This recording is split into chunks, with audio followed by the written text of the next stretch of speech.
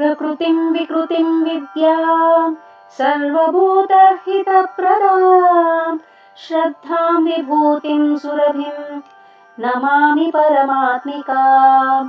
वाचं पद्मालयां पद्मां शुचिं स्वाहां स्वधां सुधां धन्यां हिरण्मयीं लक्ष्मीं नित्यपुष्टां विभावरीम् अदितिं च दितिं दीप्तां वसुधां वसुधारिणीं नमामि कमलां कान्तां कामां क्षीरोत्सम्भवाम् अनुग्रहपरां बुद्धिम् अनघां हरिवल्लभाम् अशोकाम् अमृतां दीप्तां लोकशोकविनाशिनीं नमामि धर्मनिलयां करुणां लोकमातरम् पद्मप्रियां पद्महस्तां पद्माक्षीं पद्मसुन्दरीं पद्मोद्भवां पद्ममुखीं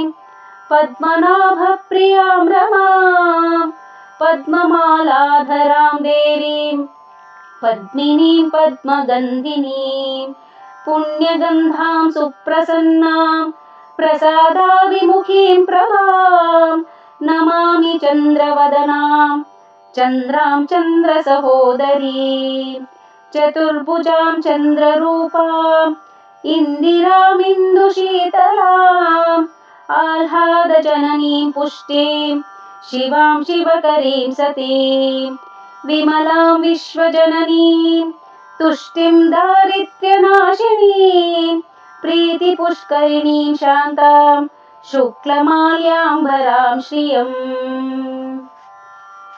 भास्करीं बिल्वनिलयां वरारोहां यशस्विनीं